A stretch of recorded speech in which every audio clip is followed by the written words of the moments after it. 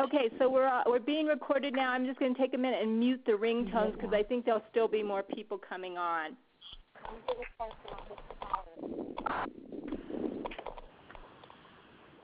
And now I'm going to go ahead and mute the call, mute all of you guys, so that if you need to rustle around, you don't have to worry about that. We can talk about you. Yes.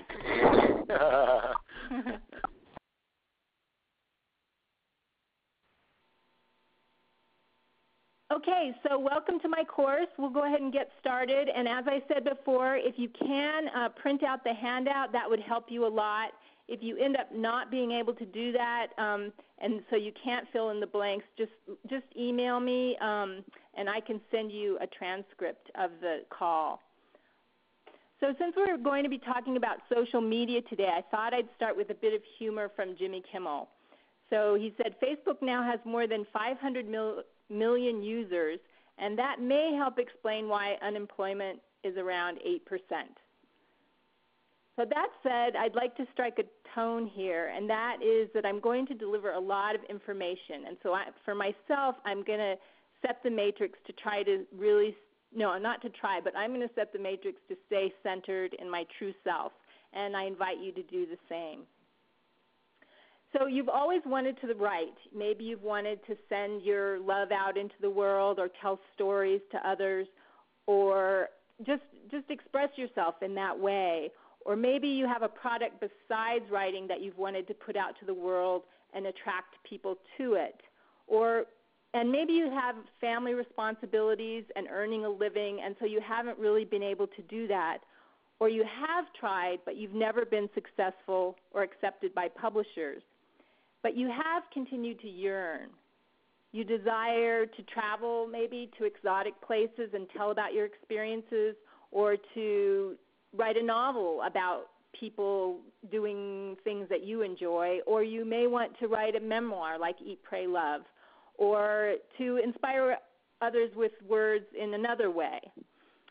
So most of all, you desire to express your love with writing. I know so many of you, and I imagine that is probably the highest thing that you'd like to do.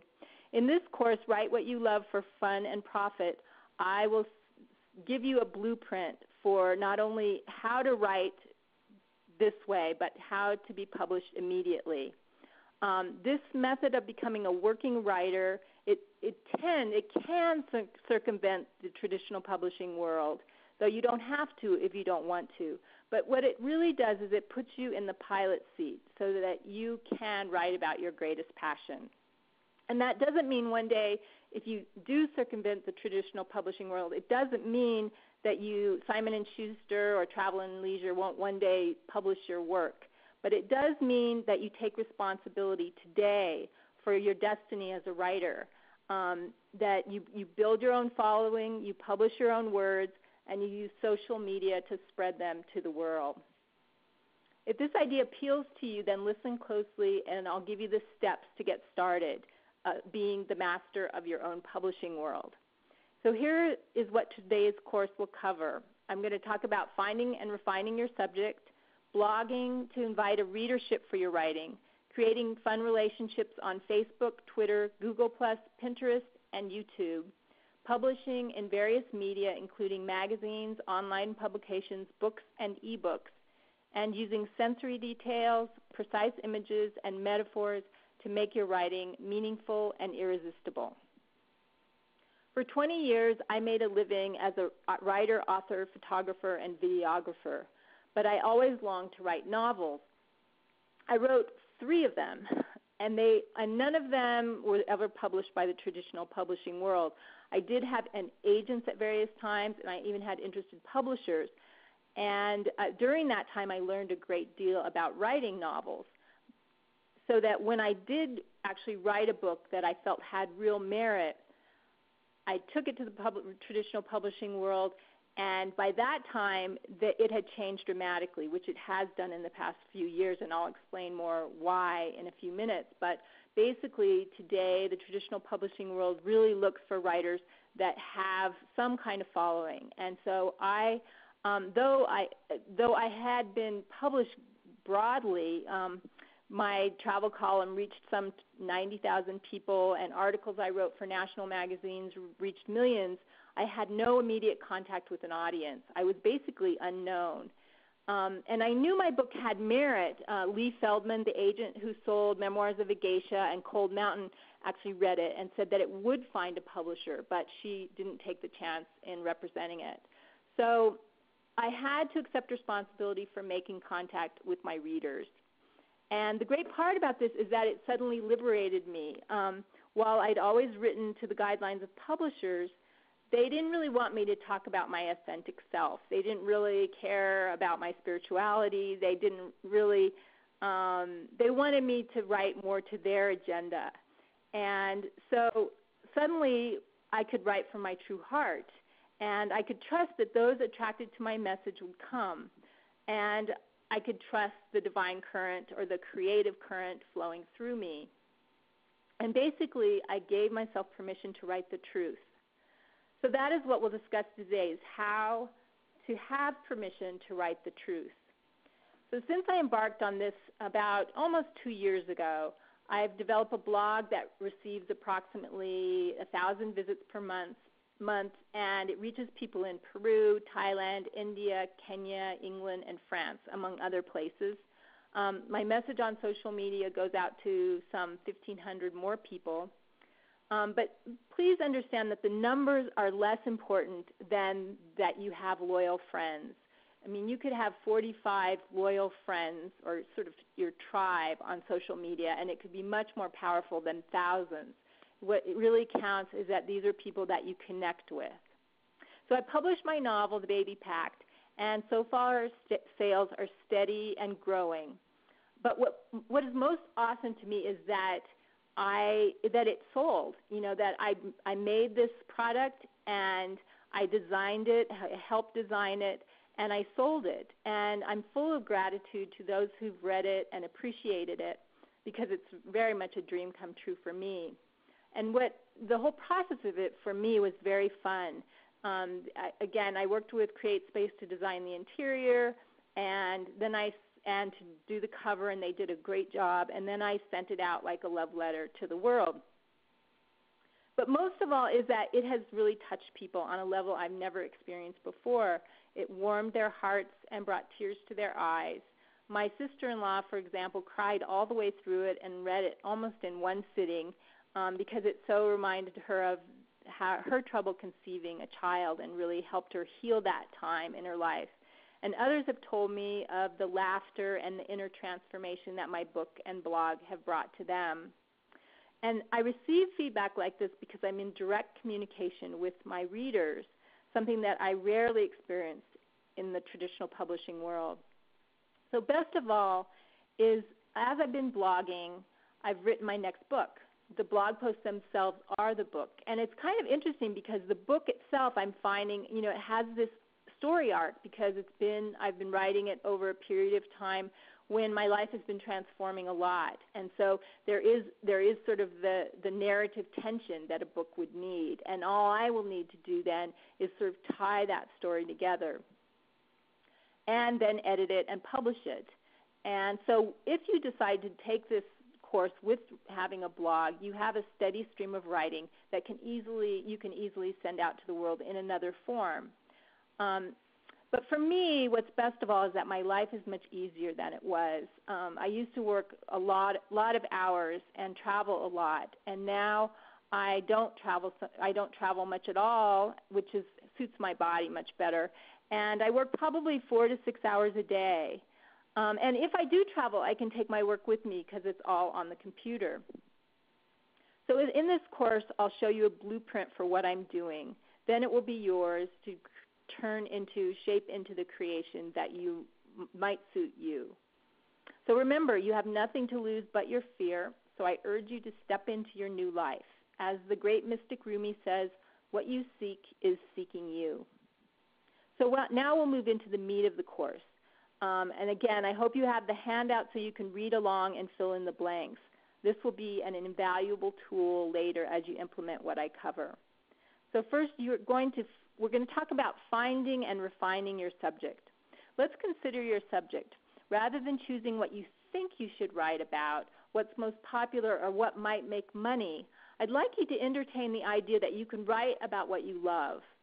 As a travel writer, I did this for 20 years, and the key of doing this is the passion behind it. When you're really passionate about something, it brings juice to it and gives it a lot of power to manifest in the world. And so on your handout, write down the subject that ignites you so much that just thinking about it makes you want to get up and communicate about that subject. And for me, as I said, this was always travel and adventure. However, I exhausted that love, and then I wanted to write about spirituality. So that's when I really shifted what I was doing. And now that I'm doing this, I'm eager every day to go to work. And that's the kind of juice that you want fueling your creation. Now, those of you familiar with my brand, The Inner Adventure, know that I've taken my expertise as a travel writer and combined it with spirituality. And that's how I created my brand. And just when you do think about what you have to offer to your reader, you may really want to think about the wealth of expertise that you have and how you can combine that with your true love in order to come up with something that is truly unique. So when you are the creator, nothing is lost and all works toward your highest creation. And be aware that it might take you a little time to separate out what you are really passionate about from what you should write about. So take the time for this and be willing to have false starts.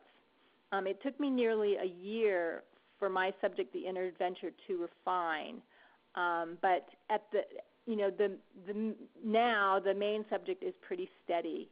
So be willing to explore, and later I'll tell you some ways that I can help you do this process. And keep in mind that the only way to be original in this world of a million ideas is to channel the divine or creative flow.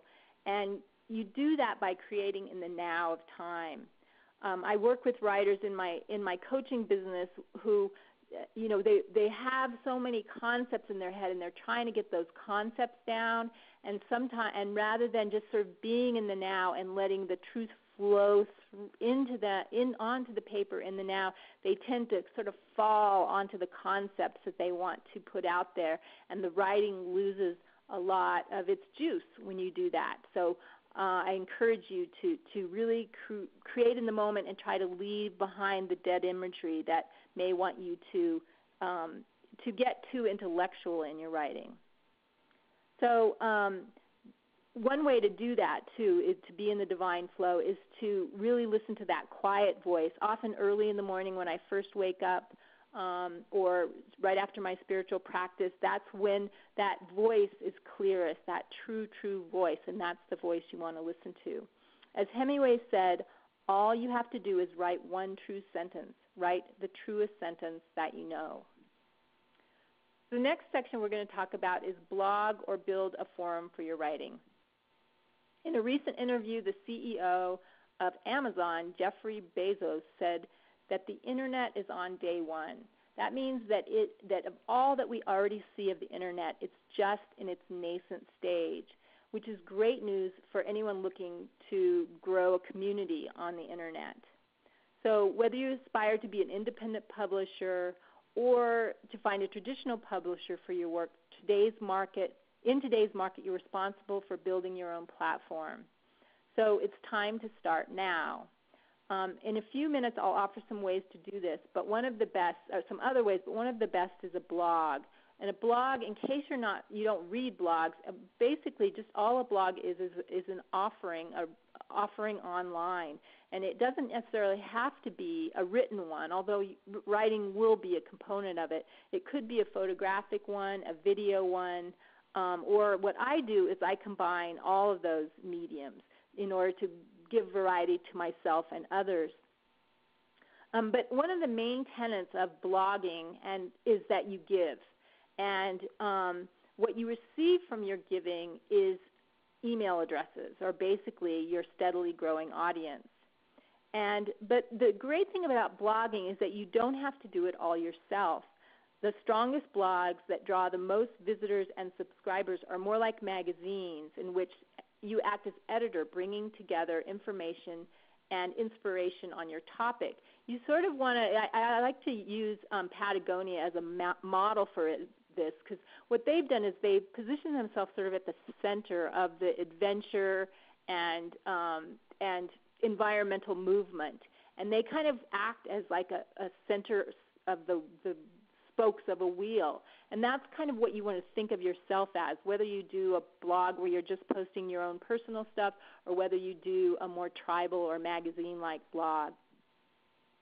So, and this gets at the center of the new business matrix that I think will become prominent in the age of Aquarius, and that is about giving. The old business model involved competition, and the new one involves giving and cooperation. And that is becoming more and more evident on the Internet.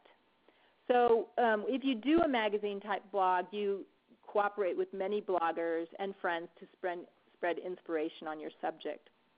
Now, if you don't have a blog, I know a number of you on the call do have blogs already, and that's great. But if you don't, it's a great way to just get a feel for what it's like to be published. If you've never been a published author, you can be published by going on www.wordpress.com and following the instructions to set up your blog. And you can publish a beautiful post within a half hour to an hour. And it's very fun because you get to play with some of the magazine elements. It's also kind of frustrating. I won't pretend that you won't meet some technical challenges, but I'll give you some ideas about how to get help with that later on in the course. You can also pay a minor fee and go on WordPress.org, and that way you own your blog, which is actually a little bit better way to get started. But if that stops you at all, just go to the .com, WordPress.com, and just begin. The main thing is to start. And I don't know if those of you don't know the difference between a blog and a website, is that a blog has the front page of it changes every time you post, whereas a website has a fixed front page. And eventually you're probably going to want a website where your blog will be embedded. And if you don't really know the difference, you can go on my site, which is LeslieSKing.com, and you can see what my fixed site is like, and then you can see where I have my blog embedded in it. And again, WordPress platform is a great platform to get going with, because the nice thing about WordPress is that if you do set up your website on there, you can make any changes you want to make any time, and that's what you want to have. These days, the days of sort of creating a website that's like a business card that's just static are gone. And also, if you do end up setting up a website, there are many features that are vitally important for an Internet business to help create a sense of conversation with your readers and to help them to start investing in you and you investing in them. And so in my extended course, I will talk about a lot of that to help people along with that, because I've had some really great coaching. And my website, LeslieSKing.com, is a great example where you'll see some of the elements in the right-hand column that are really critical to an online business like I'm discussing here. So back to the blog. Here are some key points. The handout lists them, but you may want to take notes. So be sure first to turn on the follow button. Once you've got your post going, be sure to turn on the follow button so people can subscribe to your blog. Again, this is how you'll build your email list. And an email list is, at least at this point in time, a much more reliable thing than Facebook and Twitter contacts. There's my cat, if you can hear her. Because those platforms just may not stick around. We don't really know what will happen with them. But email contacts have a little bit more reliability. The second thing you want to do when you post a blog is you want to use imagery. You can use your own photos, which is a great thing. You can purchase photos for fairly little money on Shutterstock or iStockPhoto.com, and there's also some free photo services out there that you can get photographs from. But you want to avoid using slick marketing images and instead try to find more soulful ones. And you want to stay true to your brand. So your brand will develop as you go, and it's the spark behind the work, what ignites all else. My brand is the inner adventure. Every experience is a journey in spirit. So all the writing I do fits under that umbrella. even my novel, which is about an adventurous woman who's seeking love. The next thing you do on your blog is you create an about page.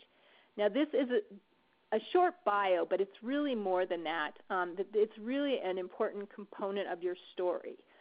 And this is how you use the about to really connect with your audience. And so those taking my extended course I'll help you some with this. But the main thing is you may want to take a look at my about page on my website, because I took quite a bit of time to write that story, and you can kind of see how I did it.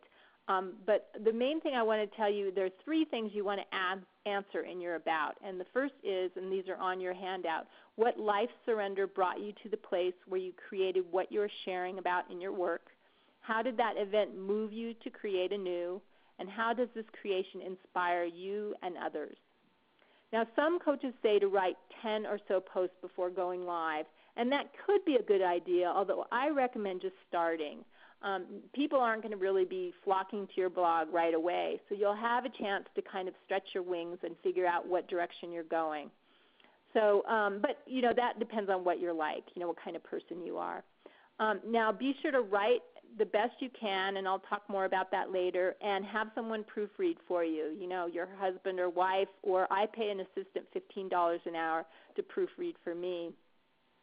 Be sure to create tags. Also, my assistant she's sort of my ideal reader, and so she's a great person to give me feedback on my subject. You'd love to have someone like that. So be sure to create tags for each post, and these are the topics that the post covers. And this will help the search engines find your writing. And I'll talk more about search engine optimization a little bit later on. But mainly that's helps what Google is, and you want to try to get in the higher rankings of Google, and the tags help with that. And it's the WordPress will show you how to do that. So, and then again, one of the best ways to build a following is to create a tribal or magazine-like blog in which you publish other people's writing. This creates exponential interest because when you publish them, they send all their readers to your blog, and then those people ideally subscribe to your blog as well if they like it.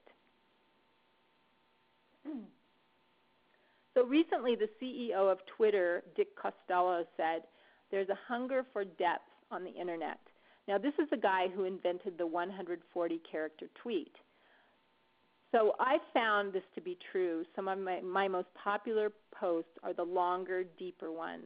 So this is good news for writers like you and me who yearn to publish truth.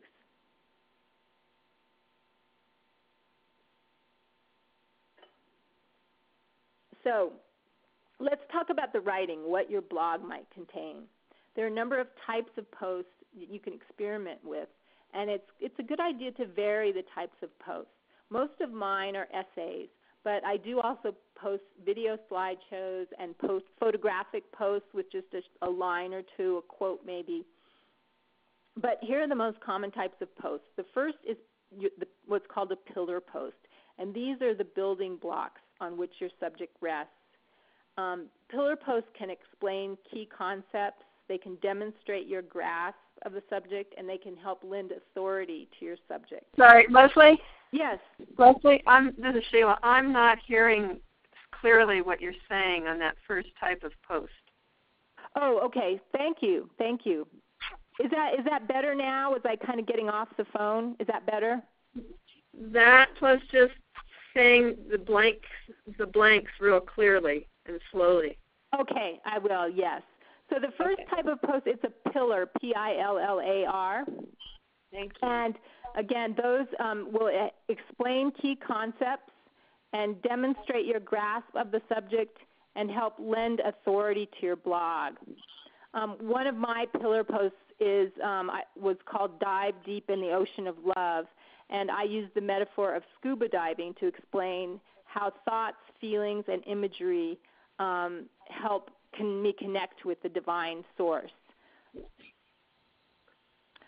Your posts will likely range from a few words to 1,500, and the favorite length for search engines is around 500. if you go under 200, which I do when I do my shorter posts, but you don't want to always post under 200 because the Google search engines actually find that a little too thin to really merit for them. So 500 is a good sort of average. Now, some of the other types of posts include experiential ones, and this is likely your most common, and it's my staple. The best way to write an experiential post is to write it in the present tense so that you're talking about the now of time. And by that I mean rather than saying I went to buy a Christmas tree, you say I step into the Christmas tree lot. It happens in the now. And you'll have to practice a little bit writing like that, but you'll get the hang of it. So in a post I wrote about around Christmas time called Scrooge Buys a Tree, I showed how last Christmas I had a just get it over with attitude when I went to buy a tree for my mother, and the tree I got was flawed and died. However, this year I had the attitude of service, and I found a tree so beautiful that it brought tears to my mother's eyes.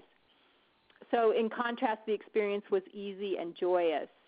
So that's an example of an experiential post. Another type of post is the how-to. If you are a teacher, this will be your most common. And how-to posts tend to attract the most attention, and they drive the most online traffic. I don't do these much because I stay away from being a spiritual teacher, but I'm probably going to do more as I move into the teaching writing more online. So it's a good one to use. Lists are another type of post, and you could do best of something. You see these coming up a lot right now, the best photographs of 2012, best quotes of 2012. Those are very shareable kinds of posts, and they work really well on the Internet. Again, another great thing to share is other people's works, part of the tribal blogging model. And just be sure you get permission to use their works, and you want to get permission because you want them to know that you're doing that so that they can send people to your blog. And then the last one I'll cover are reviews of books or excerpts of books. And this can be an excellent way to drive people to your blog because, people will send their audience to your review, especially if it's a good one. And I would recommend, only reviewing things that you would actually recommend rather than writing good reviews and bad reviews. You could always read a book and tell the person that you can't give it a favorable one, so you're not going to review it. But hopefully their followers come to your blog and subscribe. So at the end of this session, I'll offer tips to make your writing sing. So now you're ready to publish your blog, and you simply press publish. It's that easy. However, the post could sit there for an eternity and never get read.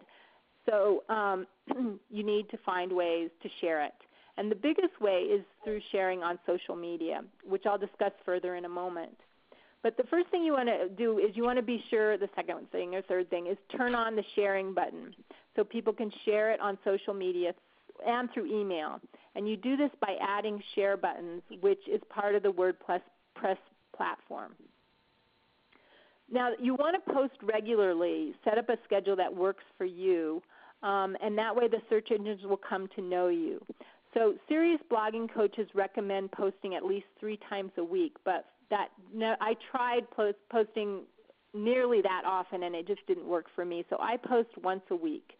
And I usually post a longer post every 2 weeks and a shorter one in between because it takes me a couple weeks to write my posts. Another thing you want to do that will help build your following is to comment on other blogs. You're going to kind of create a community of bloggers, people who know what you're doing and you know what they're doing, and you help each other along. And I'm happy to help anyone on this call as you get going. Let me know, and I'll follow your blog and watch what you're doing and comment on your blog. And so the main thing that you're looking for is you're looking to kind of find your tribe, and I'll talk about some ways to do that in a few minutes. But these people are your core supporters, and they are crucial. They're interested in your writing, and they're willing to share your writing. I probably should have mentioned this earlier, but you also want to create effective headlines and use active verbs in your headlines and specific nouns.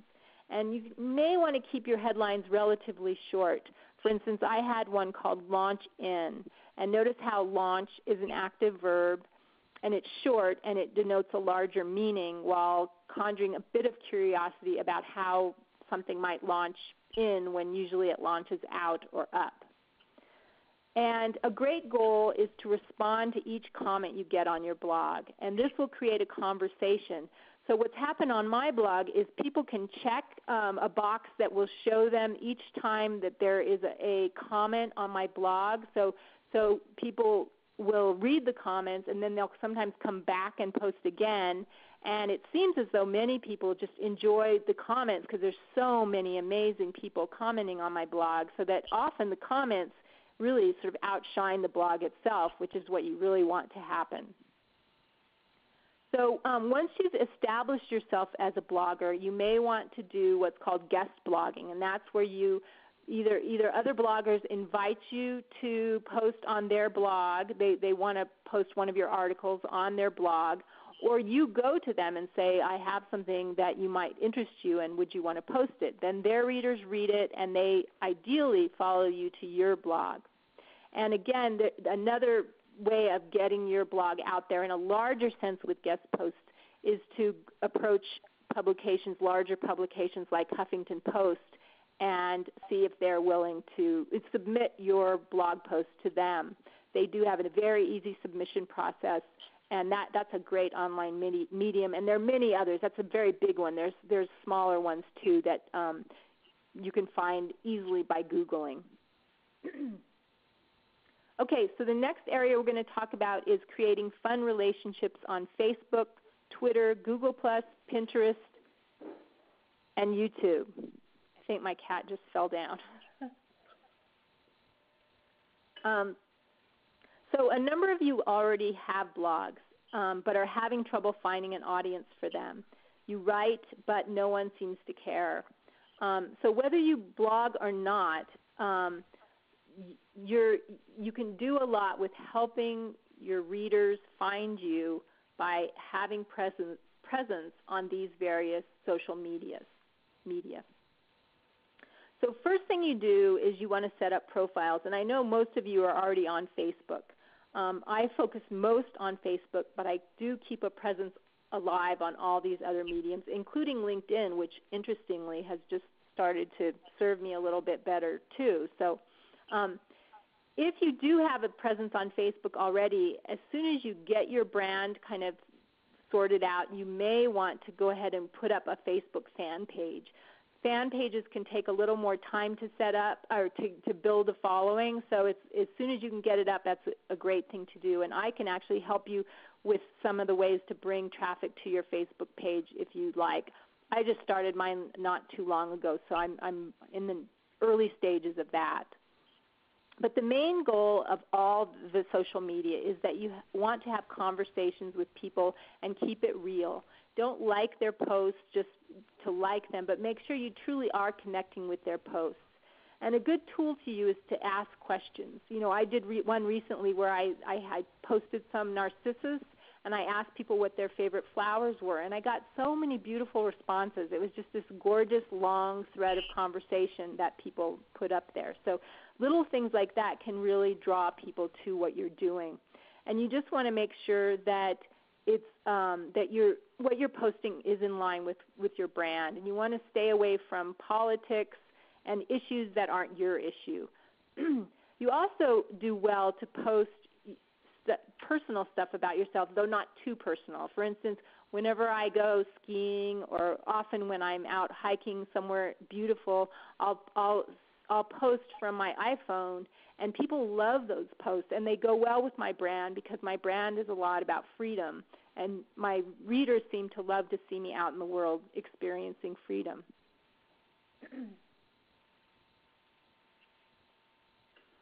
Now, the best way to find your tribe in any social medium is to use groups. When you go on Facebook or Twitter, you type in the top box the subject that most applies to your brand, and various groups will come up. Then you go to those groups and you see what's going on there, and you see if those are the people who kind of are interested that are hanging out there, interested in what you're writing about.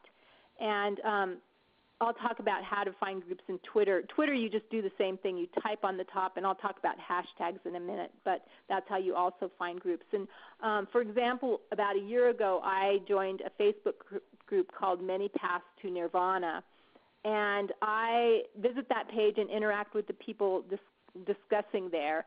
And I've made these great friendships there with a woman in Peru, a man in France, people from Australia, and these people actually, it's interesting because now they have sort of intermixed in with my community, and so that's a great way to have your more personal community sort of start to interact with the community of these groups.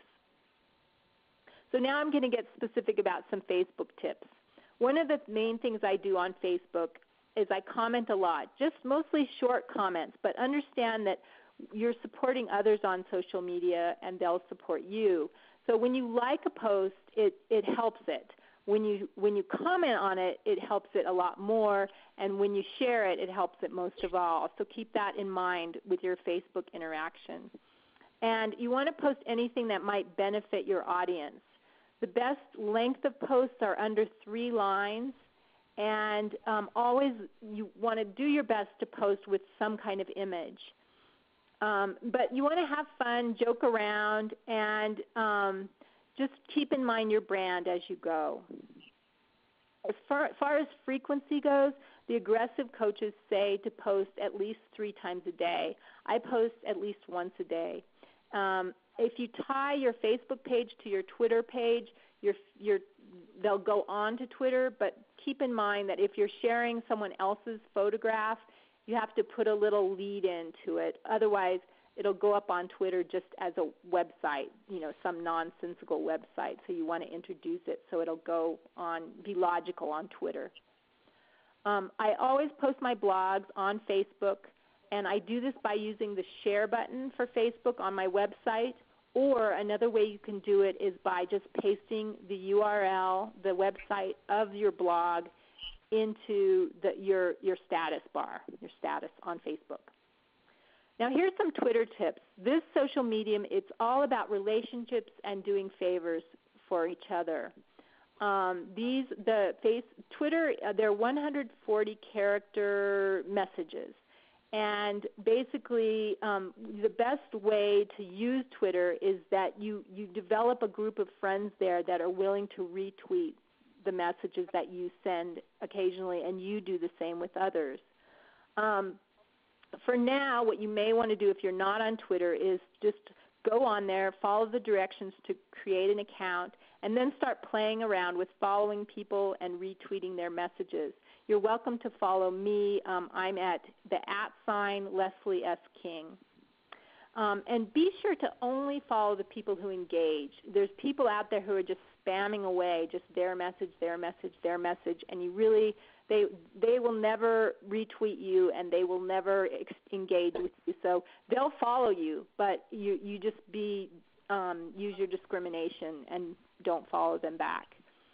Another tool with Twitter is to use hashtags. The hashtag is a number sign on your keyboard, and you use that to send a message to a group, to a subject area. So, for instance, if you write about spirituality and you want people who care about spirituality to read your post, you put a hashtag and spirituality at the end of where you mention your post, and it will post on your timeline as well as in the group for spirituality.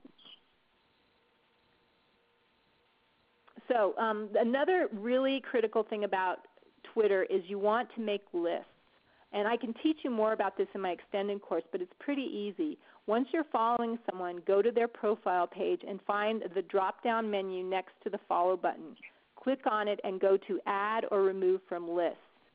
And you can make a list or add them to it. So the idea is that when you categorize all your contacts on Twitter, then you can go to those lists and you can have a list, for instance, your favorite tweeters, and those are people who retweet you a lot. So if you only have 5 minutes in a day to do your Twitter, you can go on there and see what those people are doing and then ignore the other 1,000 people who you follow on there. So now Twitter, not everyone likes Twitter, and I actually don't spend as much time as I probably should on Twitter, but it's kind of fun, it's a little bit interesting, and it is a great way for writers to reach a lot of people if you use it well. Now, Pinterest is an excellent medium for anyone who has a visual component to their writing. It's great for me because I post my photographs with my blog posts. So the first thing that you do with Pinterest is that you set up boards, and these are like bulletin boards, and each time you pin an image, it goes into a feed just like Facebook based on the subjects of your boards. So you just want to make sure that anything you post is in line with your brand. And you get to name your boards various things. I've called mine spirituality, oceans of love and mercy, landscapes that inspire me, etc. Once you have boards set up, people may follow you. They can follow particular boards or all of your boards, and you can do the same with them. And you can also go to subject areas such as science and nature or photography and repin the images there. You always want to put a catchy phrase on anything of your own that you post, and you want to put your website. I post my blog directly onto Pinterest so that when people click on the image, they go straight to my blog page and they can read and maybe subscribe to my blog. Now, I'm going to just briefly talk about Google+. I'm waiting to see what this medium is going to do before I invest in it, but it's very clean and friendly, and what you may want to do is just create a profile there and then make some friend circles. It's all centered around a system of circles and circles of friends and influence. And then you can check in daily to see if you like it there. There's some very influential people use it quite a bit, and so you may just want to give it a try. And lastly, I'm going to talk about YouTube. YouTube is the best way to build a following on the Internet. Videos are the most popular things on the Internet. They're shared a lot, and they capture a lot of search engine optimization, a lot of search engine interest. So the people, they can subscribe directly to your YouTube channel as well as viewing your videos on your website and blog. There are many easy ways to use YouTube. I make video slideshows that I post on YouTube, and people enjoy these and they often share them. But the main tip I can tell you about YouTube is that you want to keep your videos to 90 seconds. That's the length that the Internet gurus have determined people are willing to give to a video, and often they will give more, but that's your ideal length. If you have longer subjects, you may want to break them into smaller parts. And just so you know how-to, if you end up being an expert in your field and teaching, how-to videos do very, very well on the Internet. Now, at this point, you're probably thinking, Leslie must spend her entire day on the computer. And actually, that's not true. I don't. I spend only probably 2.5 to 3 hours on the computer a day, and that includes my writing time. I do a lot of my writing off the computer, so that makes it easier for me. So just so that you know, you don't have to be chained to a computer to do this. I mean, I could probably do 3 times better if I spent 3 times as much time, but I'm just not willing to do that. So the next area I want to talk about is publishing in various media, including magazines, online publications, books, and ebooks. So the beauty of the business model that I'm presenting is its freedom. Though you have the option to find a publisher for your work, you can publish it yourself. Either way, you're continually developing a relationship with the 2.5 billion people on the Internet, or at least a few of them. So what you want to remember is that you are the creator, and if you're willing to view yourself as the creative force putting your message out to the cosmos and really believe in that, the divine or creative current will support you. Now, a plus with both blogging and social media interaction is that you're in immediate contact with your audience, so you get to know them. And if they like what you do, you have a step in there so that they'll want more of what you do. So though you're writing for free, you come up with valuable content that you can repackage in various ways. And one of the main ways I've discussed already a bit is to turn your blog post into a book or ebook. Now, there's two things that are revolutionizing the publishing world right now. And first is the introduction of print on demand, which allows you to produce a tangible book with only production costs and fees. And the second is the advent of ebooks. So with ebooks, you can publish for nearly free with using products such as Kindle, Smashwords, and BookBaby. Another thing you can do is you can create a material product, for example, journals or greeting cards or art that you can sell online. You can offer courses on what you know. This is a course that I'm offering, something like this. And, if you are interested in this, in my extended course, I will talk about being an expert in your field and how you might develop that. You can also offer your services as a coach, which is something else that I do also. It's help people with their books, develop their books, and edit their books. The main thing to understand is that through your blog and social media is that you do find an audience for what you create. And these people are people who trust you. And there are other ways to monetize your blog, too, if you choose. You can invite businesses to advertise. You can ask for donations or membership dues, or you can be an affiliate. And affiliate is where you find a product that you really stand behind and you recommend it to your readers. For instance, I'm using some software right now that you guys used for the handout and that I'll send you to after this course that I'm just loving. And I would be so happy to recommend that to anyone who I was helping with their business. So here are a few statistics about the publishing world. These are from blogger C.S. Lankin. On the New York Times bestseller list for January 2013, in the print plus ebook fiction category, 4 of the top 10 books were self-published. Ebook sales grew 177% last year, and 53% of those who buy ebook readers state they now read more books than they did before. And one thing, too, is that your ebooks and indie published books have an infinite shelf life, whereas if traditional publishing, they can actually very easily just take your book out of circulation, and that won't happen with these books. And with indie publishing, you retain up to 70% of profit on sales, while traditional publishers tend to offer from 7 to 13%.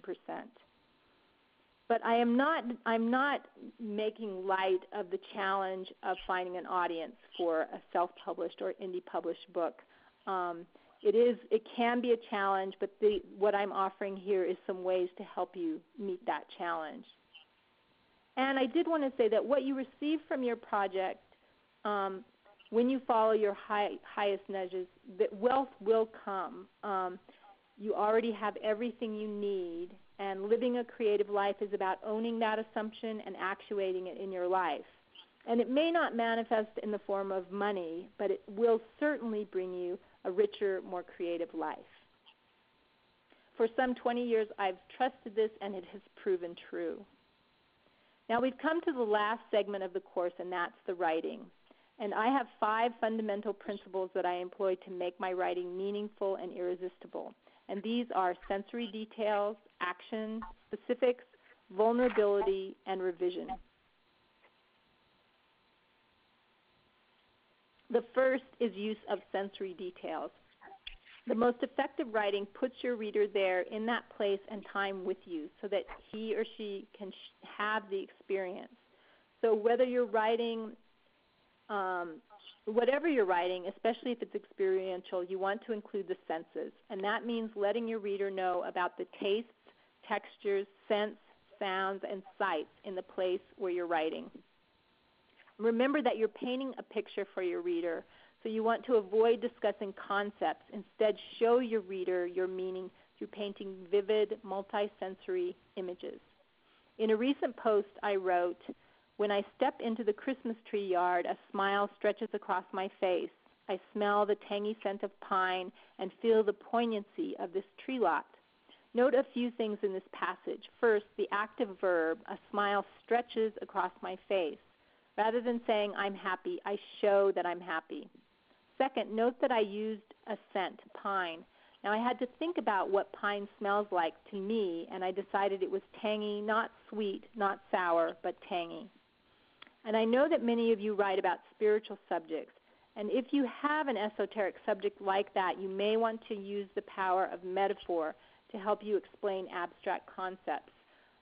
For example, I often use the metaphor of a shining sun to illustrate the sense of unconditional giving. I mean, the sun doesn't need a source, it is the source, for example.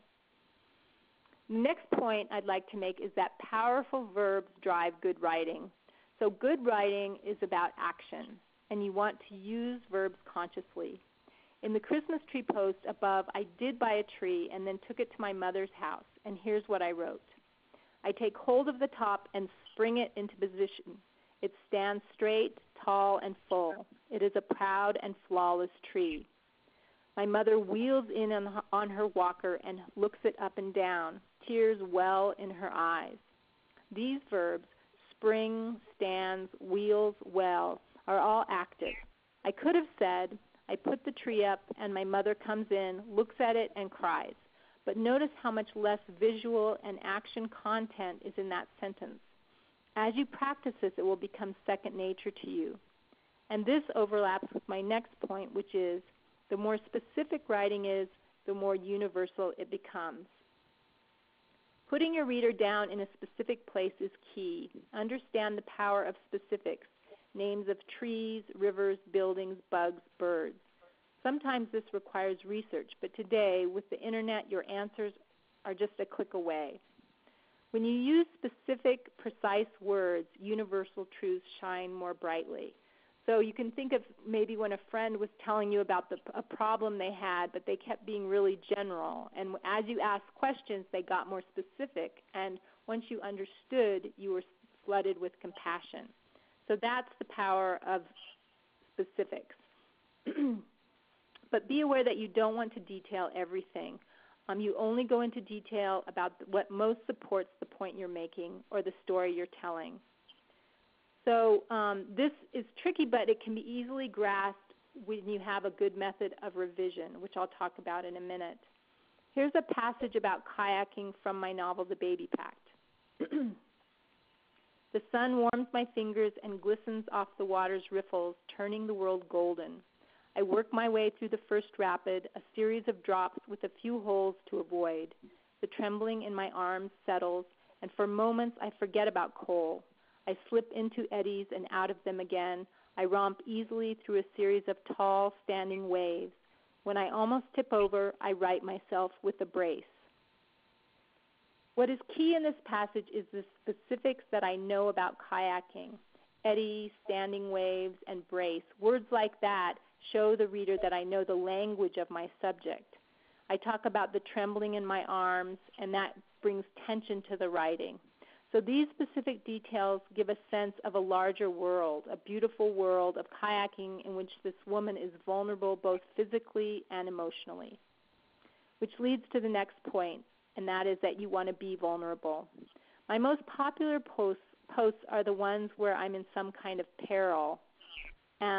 One example is once I was up in the middle of the night plunging my kitchen sink, and I used that as a metaphor for feeling stuck and realizing I needed to take action. And it doesn't mean that you whimper and whine in your blog posts or tell your deepest secrets, but what it means is that we work to be we just are our most authentic selves in our writing. We don't want to be an invulnerable guru. We want to be a whole being.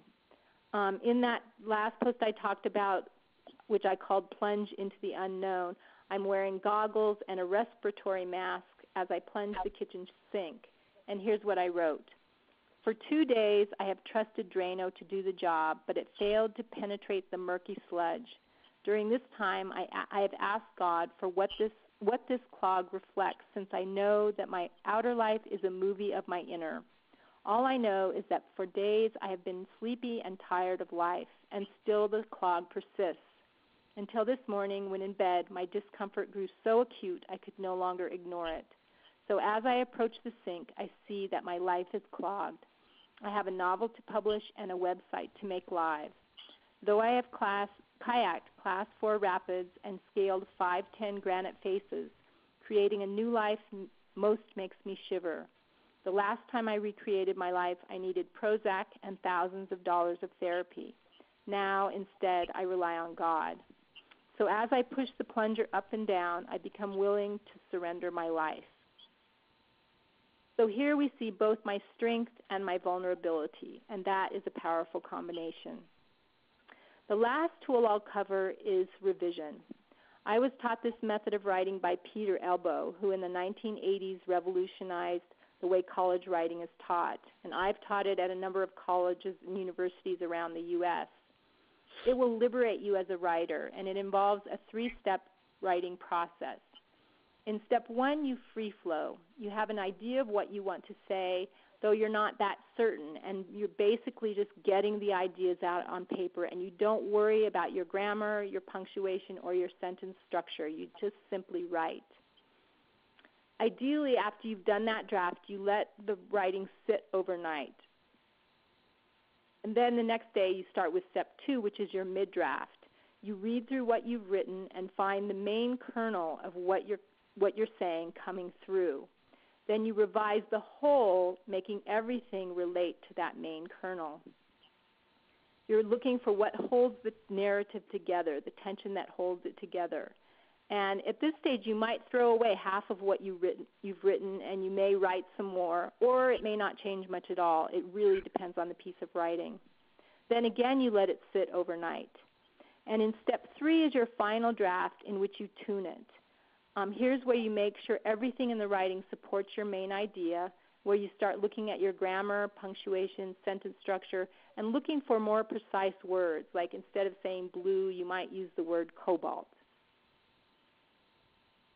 I usually do this process over a period of a couple of weeks, but I only spend a half hour or so on each draft. So though it seems like I'd spend hours and hours, it really isn't. It's pretty fast to write with this process. And I will say another note on content, and that is that as with any good novel or movie, you ask yourself what brings tension. And often it's a series of obstacles that must be overcome driving toward a climax. Or it might be a promise, something enticing introduced early with the payoff at the end. In storytelling, it's crucial, and in blogging and essay writing, it can be a very subtle but an effective tool. And this leads to my final point, which is inspiration. People want to be inspired, to climb a mountain, to bake a tart. What generates inspiration is often a sense of overcoming fear or forging a new path. So we're running a little bit low on time, so I'm going to just skip a part I was going to read. But basically, you want to invoke the power of inspiration in whatever you write. So I want to take a little time to talk about the extended course that I've mentioned a few times. And I know I've covered a massive amount of information in this brief course, but my main goal is to encourage you to begin to write your truth. And I invite you to get started. Take the handout that I included with this course and follow the steps. Do at least one thing a day to move your vision forward, and know that your creation will develop as you go. As Lao Tzu said, the way appears when you step on the way. And that is the truth. If, however, you want some help with these steps and your writing, I have an option for you. This course marks the start of a workshop that I'm offering online. It will be like any workshop that you attend weekly. The difference will be that we meet at our computer screens using webinar technology. And so you can just sit in the comfort of your home and still learn to write better and to build a creation using these tools. Each week in the course, I will teach more deeply a part of what I presented today, and that is find and refine your subject, blog to invite a readership for your writing, create fun relationships on social media, publish in various media, including magazines, online publications, books, and ebooks, and use sensory details, precise images, and metaphors to make your writing meaningful and irresistible. The second part of each workshop, we will focus on the writing itself.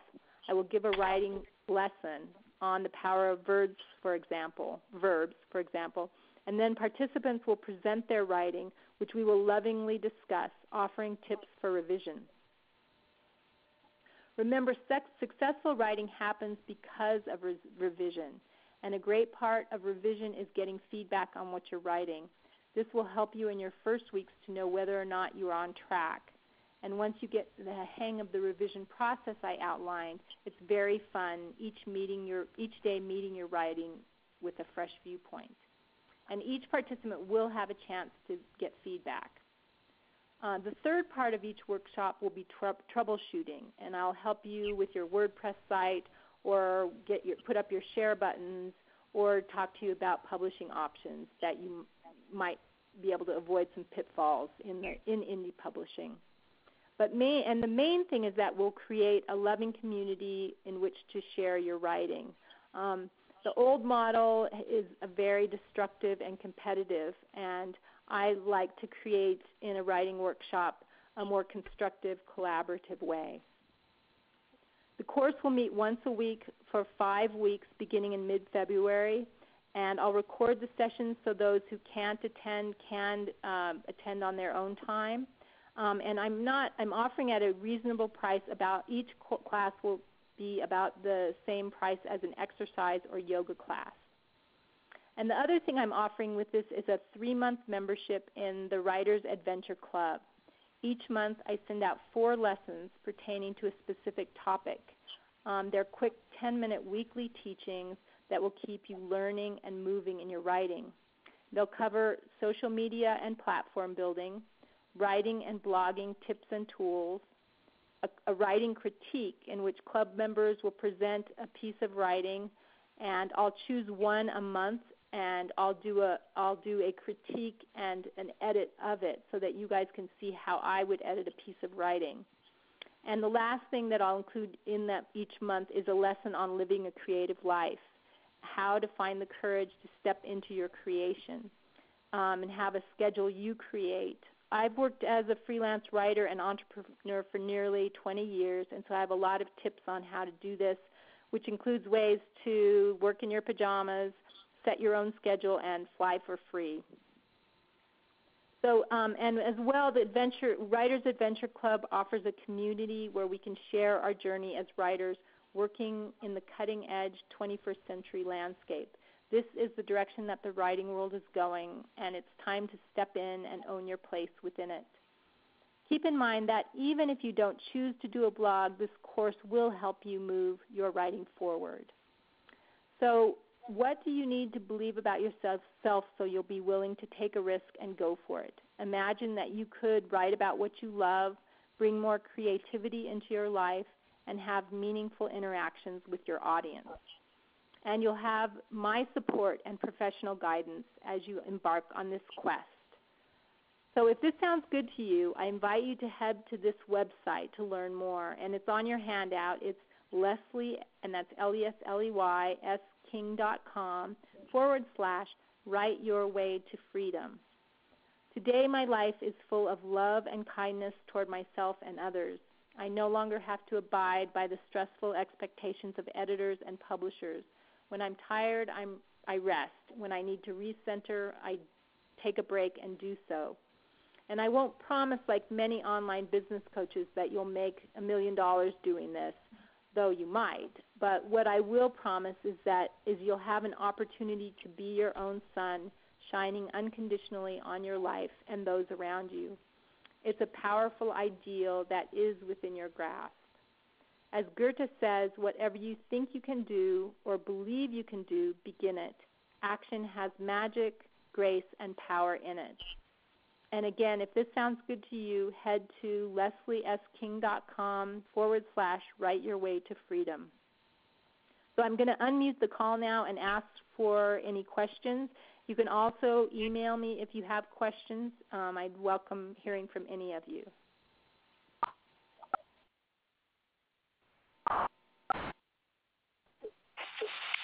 Okay, any questions? Well, thank you, Leslie. This is Paula. Oh, hi, Paula. Thanks. That was really nice. I enjoyed it. I did view your website in depth, and we'll go back again. Look forward to reading more of your blog. Great. Well, thank you so much for being on the call. I really appreciate it. And you have Sheila to thank for that as well. She's the one who forwarded me the information. Oh, who was that? Okay. Anyway, any questions? Leslie, Michael Baguetta, I just want to say very, very powerful. A lot of great information, exactly what I was looking for. But I did miss a few things. So when you send me that worksheet, will that have in the spot that I missed? Yes, it'll have everything I said today on it. Okay, good. So I missed a few of them, but excellent. Yes. Well, thank you for attending, Michael. It's great to meet you, hear your voice after all this time. Okay, Leslie, and I'll be in touch. Okay, great. Thank you, everyone. Bye. Bye. This is Sue. I was also invited by Sheila, so thank you, Sheila. Oh, good. Well, thank you. Yeah, thanks, Sheila. Thank you for attending. And I guess I did have a question about,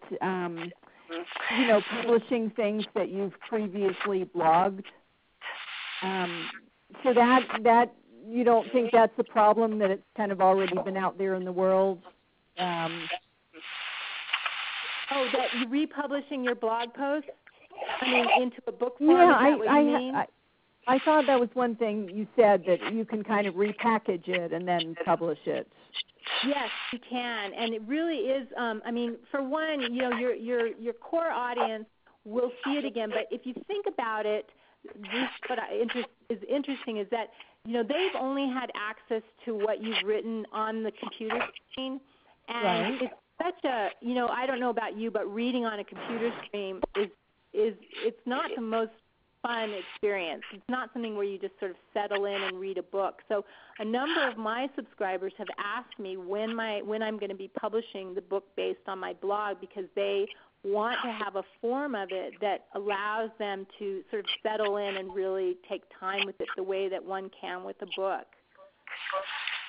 Okay. And as well, you hope that your book will kind of spring far beyond your blog into a whole other sort of realm of writers.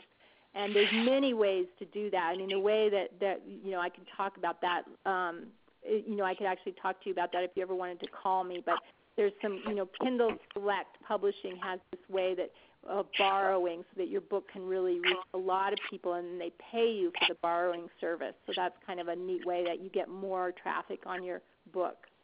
Okay. Any other questions? I just want to thank you, Leslie, and this Pamela. It's just wonderful, really great content. Okay, Pamela. Well, thank you so much for attending. I know you've embarked on a whole new deal very similar to this, and I really wish you well with it. Oh, thanks. Well, I'm probably going to use your help. Good. Well, I would love to. Thank you. Thank you so much. Thank you. This is Michael Hoff here. Thank you very much. Oh, Michael, well, thank you so much. I'm so glad that you're on the call. Yes. What a blessing. Yeah. Great. Well, I guess we'll wind it up. Thank you all so much. And again, you can just email me. If you want the transcript, just let me know. You can just reply to any of I'll be sending another email out tomorrow, and you can just reply to that if you need anything else from me or want to talk about the course. We could talk on the phone. So I invite you just to, have a conversation with me in whatever way would suit you. Thank you so much, Leslie. Great. Thank you. Bye. Bye. Bye. Bye.